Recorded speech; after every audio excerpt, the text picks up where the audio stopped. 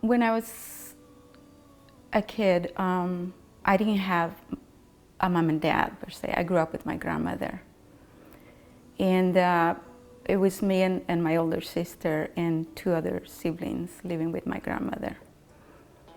So I met my mom a couple of times, but I thought she was my aunt.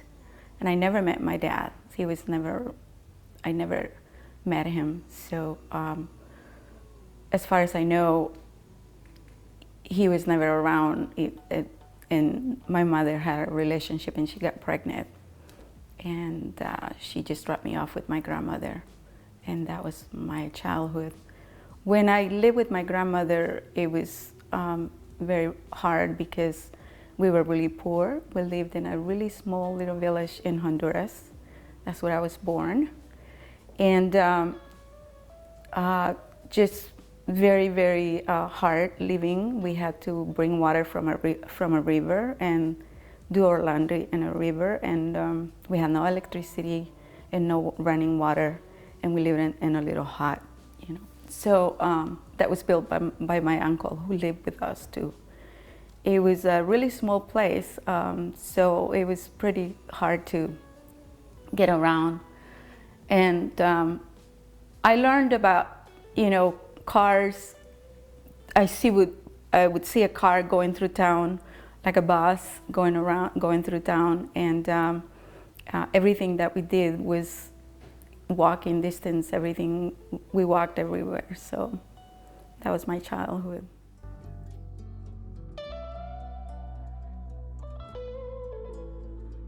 It was about, it was a small, like I said, not even 1,000 people.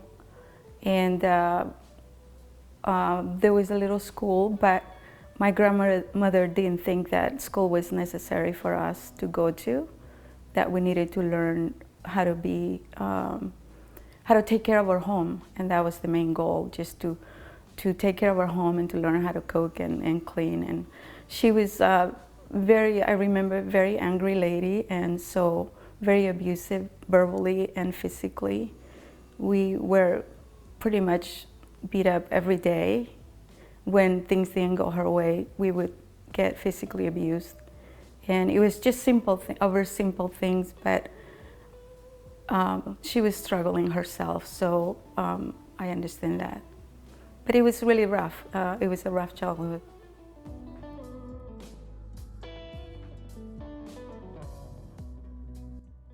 Well, when I moved with my mom, my stepfather was a nice man, and my mother will always say what a great man, and that I should call him a dad. And so I started getting very close to him, and he would really take care of me like a father. But when I was 12 or 13 years old, he started going in my room, and I started being sexually abused by him. And then later on, my stepbrother came to live with us, and I went through sexual abuse with my stepbrother too. And I was between 13 and 14. And that was traumatic. I decided to, I told my mom, I confided in my mom, and she didn't believe me. She said I was making things up because I wanted to, be free or whatever. And at that time, a lot of the girls in the town were running away or getting pregnant. And she thought, that I was making things up because I was hearing all these rumors about all these girls. And so my mother got pregnant right after I moved in to live with them. And she had four girls. And so for me to tell her that, I think she was afraid that she was going to lose her husband. And so there was a decision made that I would tell you later on, because she was afraid that I was going to probably end up running away. And I did run away to go look for my sister. And on my way to my sister, I got again raped by a man that was a friend of the family. On my way to my sister, he promised he was going to take me to see my sister. And on my way there, he at knife point raped me. And so I came back home, and I was afraid. I was afraid for my life. I didn't know what was going to happen, but I still managed to go back to school and still live with my mom.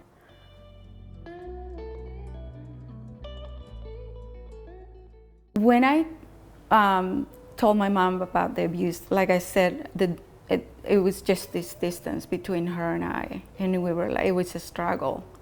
I was very rebellious, and I had no respect. I just wanted to just be on my own, and very, cold and distant.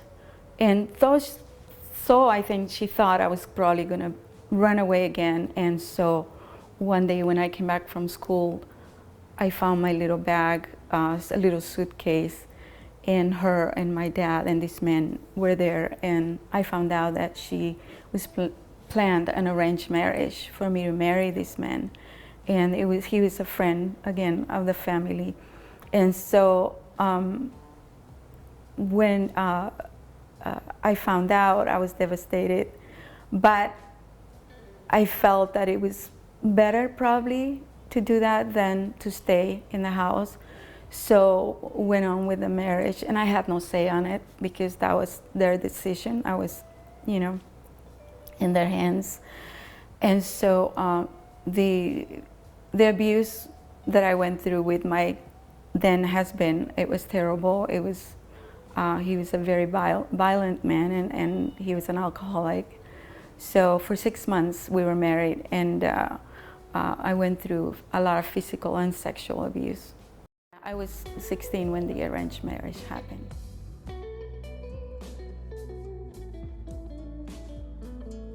Well, the last time he beat me up, and he would tie me up when he go to work because I kept telling him I was going to run away. So he would tie me up, and I could hardly move around the house, and locked the door. That one last time, he even locked the door where I couldn't get out. And so I was, I think in my, desperation, prayed, to God. And my cousin, who would never come visit or didn't even know where I was, she showed up out of the blue that day and broke the lock, and I told her, what was happening, and so we ran away. She helped me run away. As I'm walking around, I might have a little, one outfit and a bag or something. I saw a lady. I went by this place, and I saw a lady standing outside this house. It looked like a business. And so she says, "Hey, what are you doing?" I think my cousin was still with me. Yeah, she was still with me.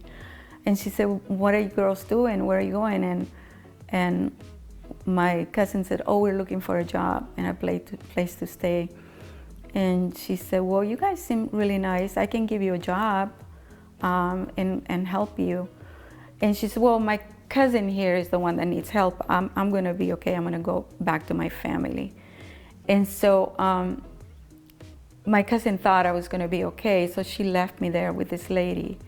And she gave me a job, waitressing and helping in the little, it was like a little restaurant there.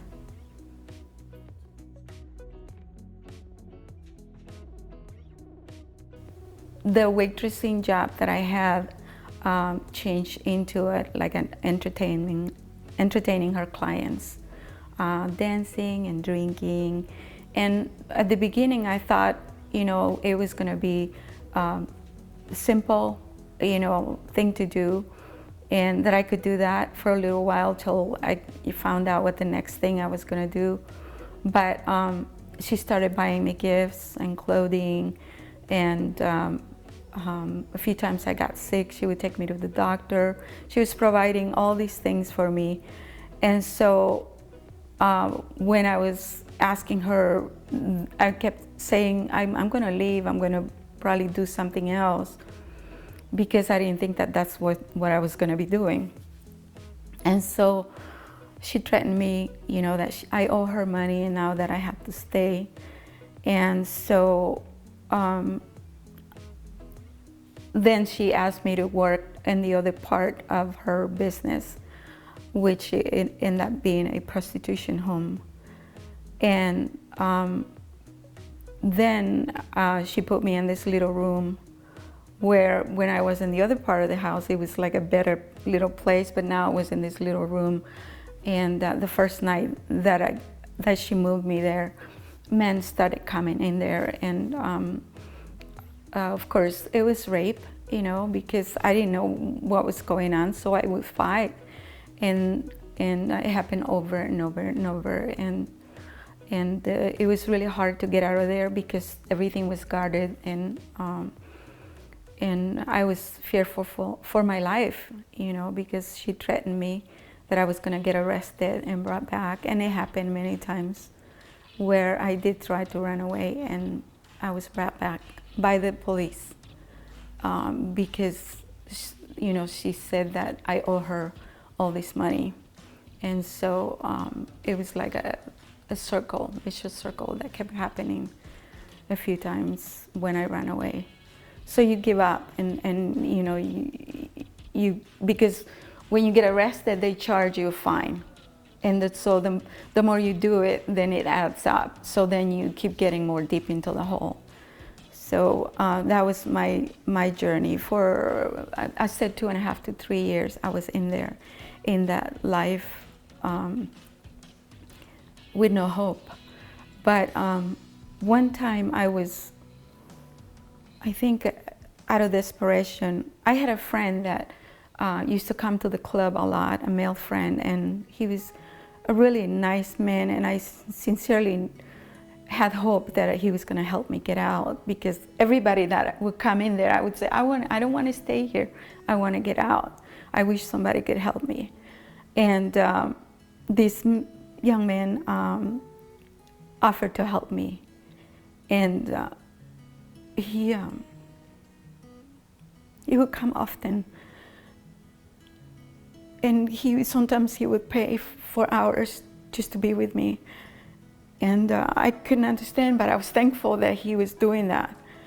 And so I don't know what happened. He got shot, he got killed. And that was my only hope.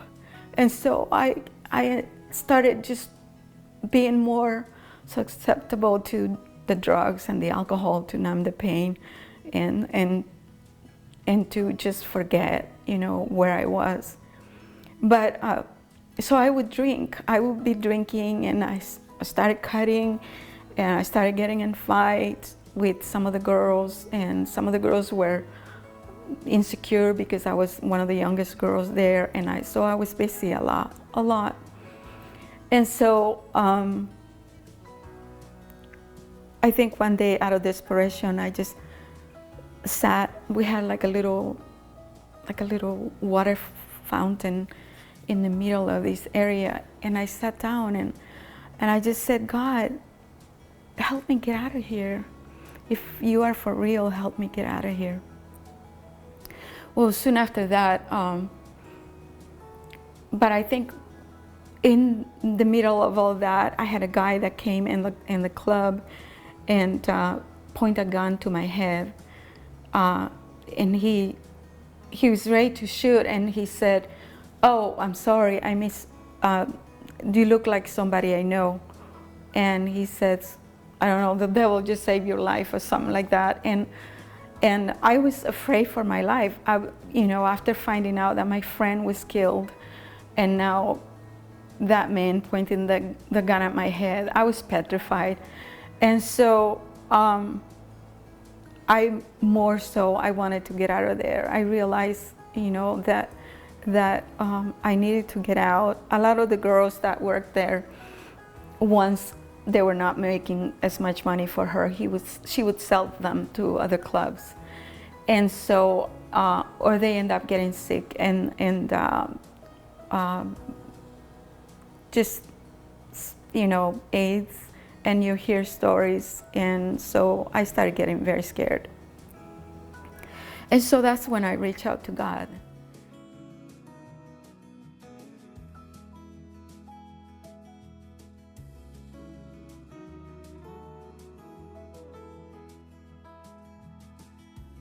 soon after that, a lady came to work as a bartender, and she was really sweet and really kind to me, and she said that I reminded her of her daughter, that her daughter had run away.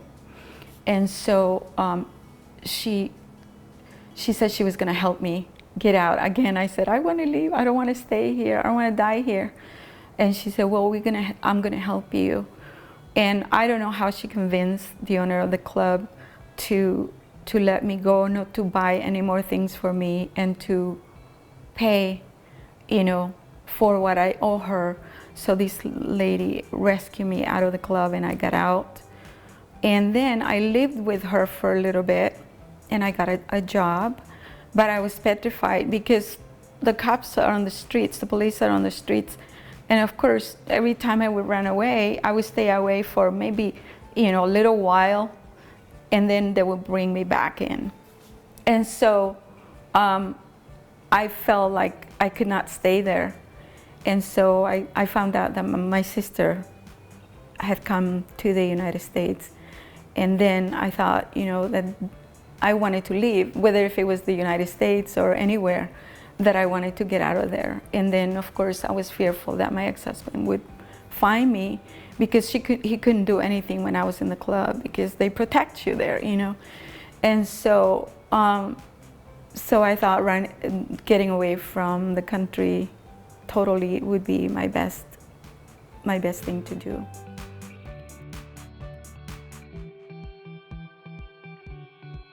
And so I worked, and I saved a little bit of money, and I found out how I could get a visa to leave, to get out of the country.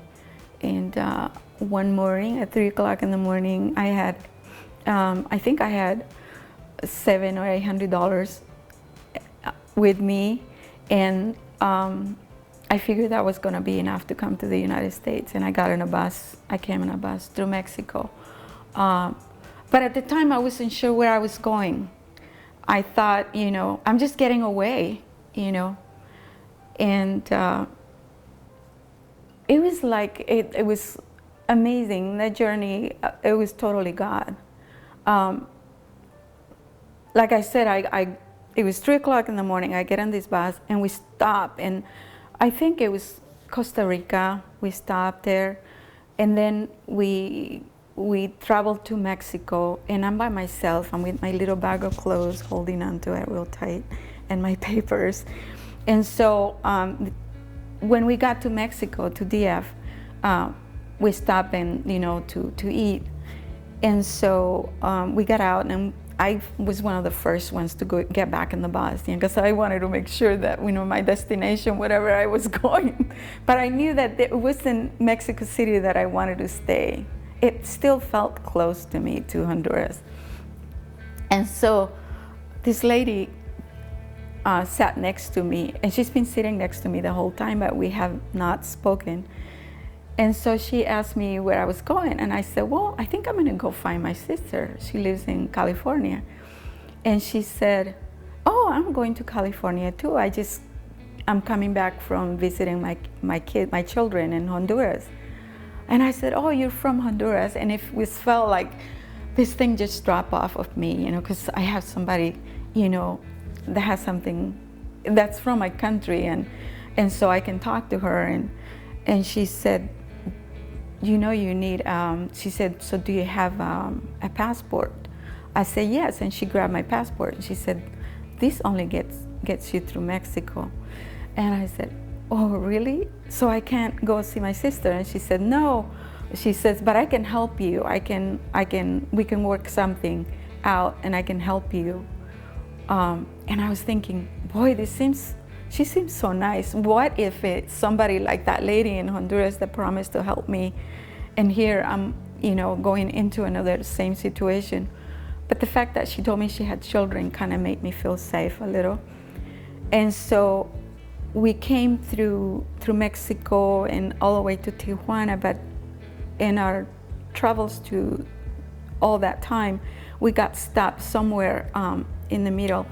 And she said, I need to talk to the drivers. So at some point they stopped, and she said, she came back and she said, okay, we're gonna have to do something, so because we're gonna cross a line and they check your passport, and if they know that, they're probably gonna know that you're not staying in Mexico.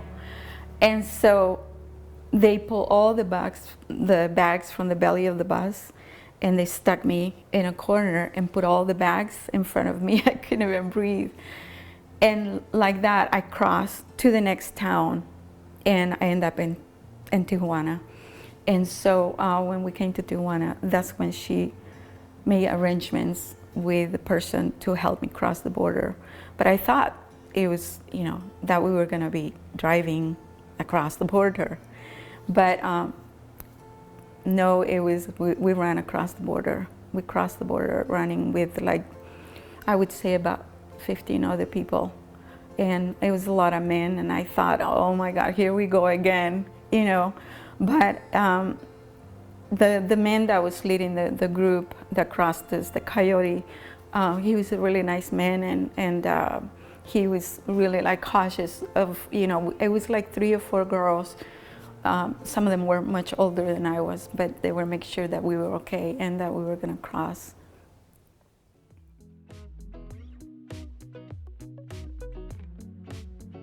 After I crossed the border, it was not a pretty thing crossing the border. It just sounds like, it was really scary. I mean, it was like I felt like I was running through branches, and then going through water, and these helicopters flying around you, and you're scared for your life.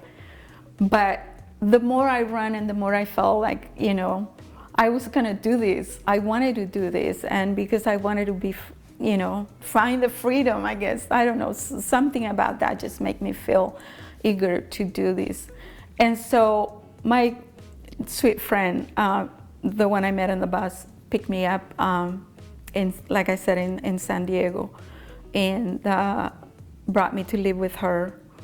And she, gave me shelter and helped me get situated when I came here. I think it was not even but 2 or 3 months that I was here. She found me a job, house sitting a house in Beverly Hills. It was beautiful. It was like, I didn't know how to function. I never been in such a place. So it was like heaven, but I was still lonely. I missed not having friends and family. So it's really a hard little time. But the house was beautiful, and I think that was all set up by God, because I felt that I could breathe, finally breathe, and I didn't have to hide from anybody.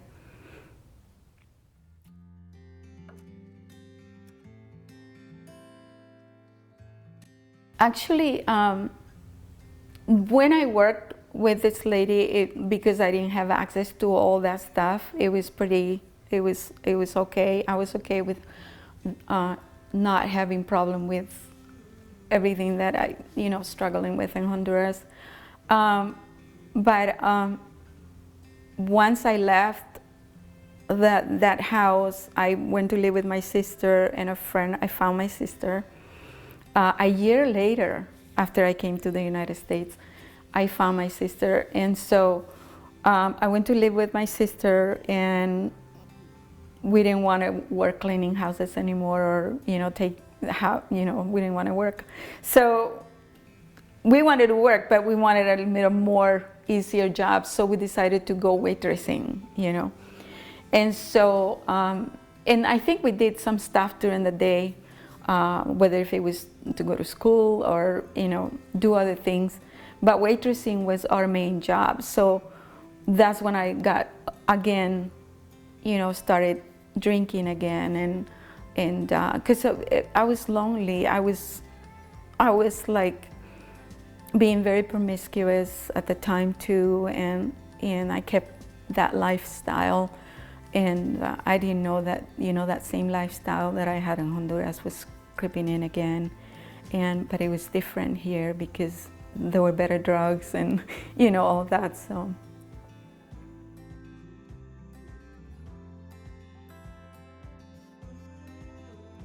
When I came to the United States, like I said, I was, just had all these different things that I could do. And even though I was illegal, I was able to get a fake ID and a fake social security. And I was able to work, and I was able to go to school and learn English. And that was my thing that I wanted to do so much, just learn the language and get, grounded here. And so I decided that I wanted to be, somehow I knew I wanted to be independent and have my own business. But, at the time it was like a little hard. So I worked for a department store, and I went to school and got my manicuring license. And I got my manicuring license, and I got my own little business going. And then I decided I was going to go back to school and become a cosmetologist because I love to do hair and makeup and all that. And so through that journey, I met a man who I married, and we were married for 5 years, I think. But I had no business being in a relationship. I didn't know how to be in a relationship. So again, the abuse, because I had so much anger and I didn't trust anybody. I was the most insecure person you ever known. The guy couldn't even walk out the door without me checking, or just it was scary to live with. So I was very violent, and we drank, so I drank, so we got violent with each other, and there was a lot of physical abuse again. And then we ended up separating, and during the time that we were separated, he met somebody. He worked for a TV industry, and he ended up going to do a job in the Dominican Republic, and met somebody there, marry her, while him and I were still married. So when I found that out, I filed for divorce, and I was devastated because I thought, what am I doing? Nothing is changing. And so I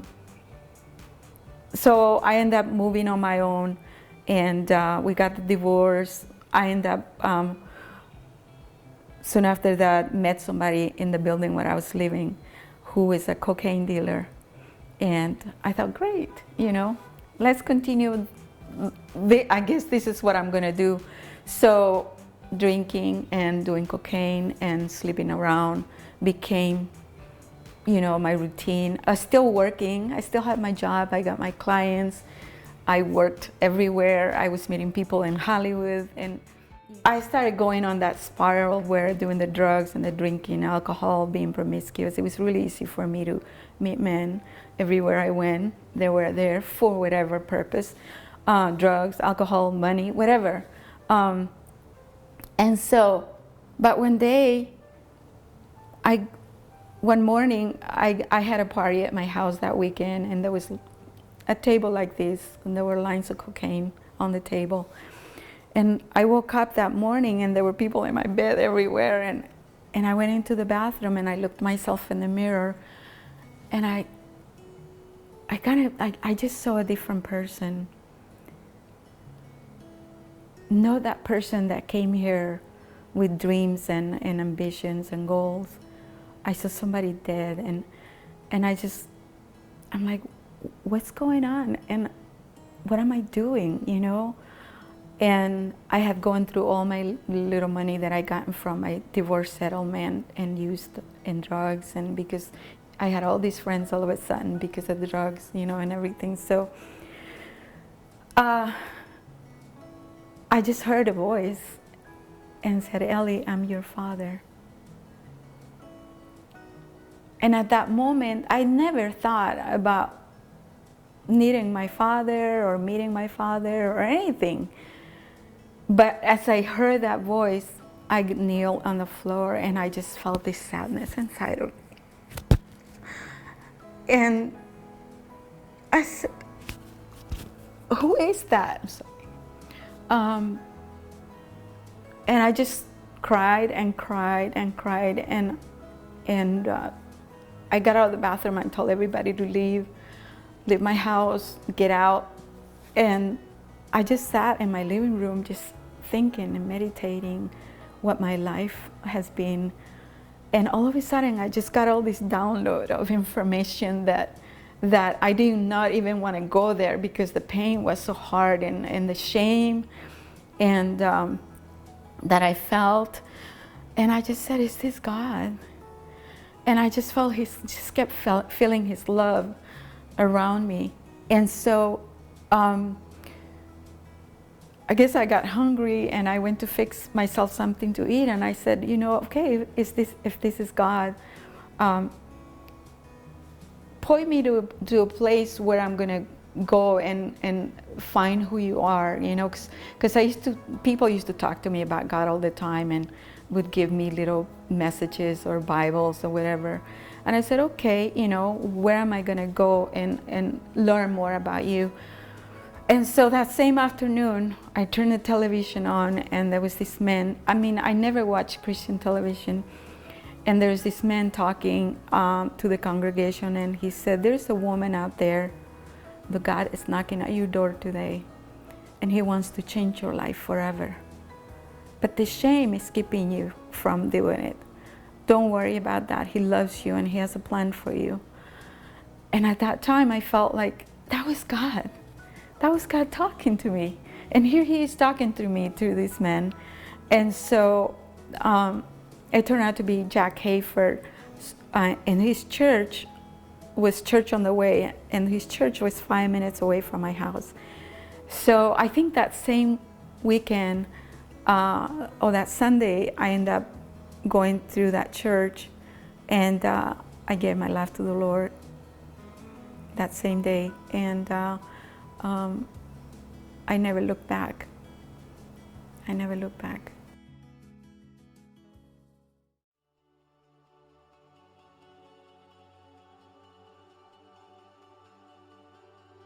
Well, the changes started right there. It's amazing to me because soon after that, I found a great church, and I'm committed to go to church. I didn't know how to sing, but every time people worship and sing, I would find that there's so much healing happening when I was singing. And so I thought I was going to join the choir. So I joined the choir. And one of the things that I started finding a little more freedom to, I was always connected with, I always had this desire to be set free. But even when church, I was still struggling with promiscuity and still wanted to drink and all that. And I didn't want that, and I didn't want a part of that anymore. I felt like I wanted a new life. And so I searched for all the venues that they were there to get set free, and I started reading books, on healing, and I connected with people that had any type of people that been doing that wanted to do restoration. And so that was my hunger, because I know that the word says, whom the Son sets free, he is free indeed, And so I knew I wanted to be set free of all that. So I tried psychology. I tried hypnotism. I tried all that. Nothing didn't work. So I knew that the only thing that it could help me be set free was God, and the power of his word, And so I knew I needed to be free, and I didn't even know why I needed to be free, but I had this hunger, and this desire. And later on I knew that, that God wanted me to, to have a testimony.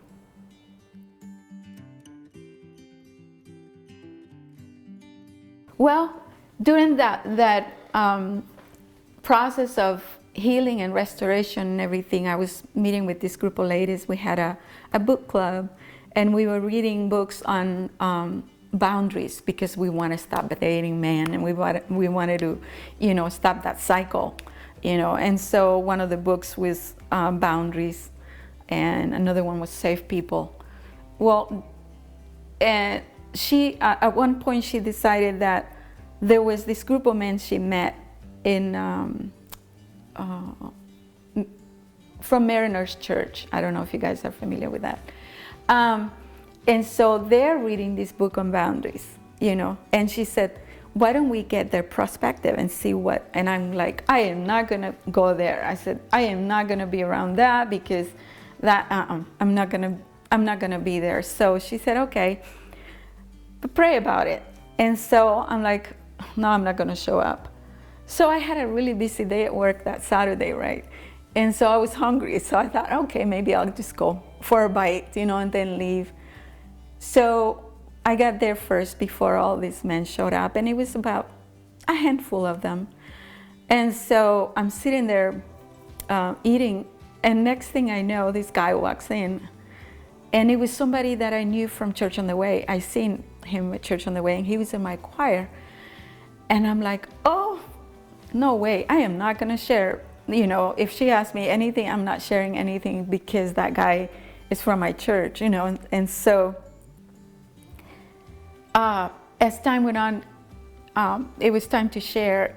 And the night before that night, I decided I was not gonna date anybody, right? I decided that, I said, God, if it's not a man after your own heart, I don't want anything to do with any dating anymore, and I'm tired, I had it. And so, and I said, the guy that you have for me, if you have anybody, it's gonna be so transparent, and there's not gonna be secrets, and he's gonna know everything about my life, and I'm not gonna have a shame about talking to him about it, because I never talked to anybody about my life story. And so he walked in and sat down, and very talkative. And so he was the first one to share. And he started sharing about his struggle with women, how he, as a, you know, being in ministry for years, he struggled with issues with women. He had a stack of cards from women, meeting women everywhere he went, and had a problem with that. And I'm like, boy, he's very transparent. But at that time, I didn't know what was, you know, that God was setting us up. And so I'm like, oh, well, you know, wait till he hears my story. I'm gonna scare him, because he was sort of flirty a little bit. But the thing is that he said that when he walked in the room, he knew that I was gonna be his wife. He said, I just knew you were gonna be my wife.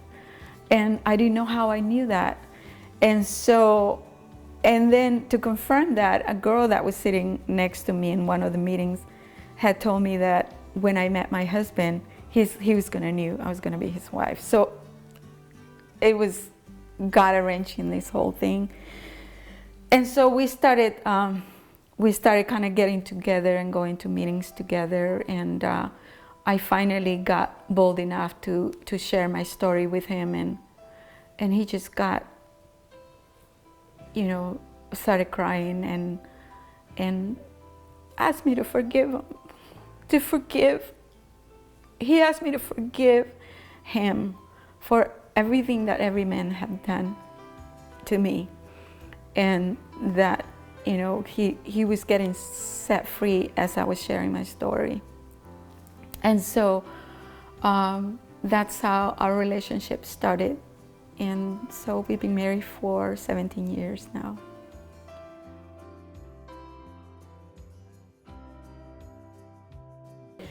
At one point, my husband and I got invited by well, he was praying about a book that we could use for the class that he was developing for Redeeming the Time, the class.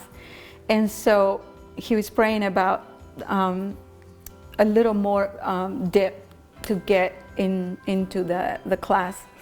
And so that same day, somebody called and announcing that there was a man in Laguna Beach that was like a guest speaker that was sharing about the process of healing and restoration, and if we were interested in going. So Randy and I went, and that's how we met Ish. And Ish knew that I had a story, right? Because my husband always is very bold about it. He doesn't, he always tells people, you should hear our story. And so I shared my story the next day with a group of women, and so from there, Ish, years later, decided that maybe we could put the story on a book, and so that's how Crossing Over came about. And between him and my husband, just worked together to get the book out. And of course, it helped to have the book in the class for when we share, my husband and I share our testimonies. So, and then this happened 2 years ago that, Michelle ended up with the book and decided that she was going to write the script. So that it's all been the Lord. I have nothing to do with it, so it's just the hand of God. And I'm believing that if this film or whatever it's going to be goes out, that God's going to provide everything, because everything that we've done so far has been guided by the hand of God, because there's a purpose, and it is a big purpose.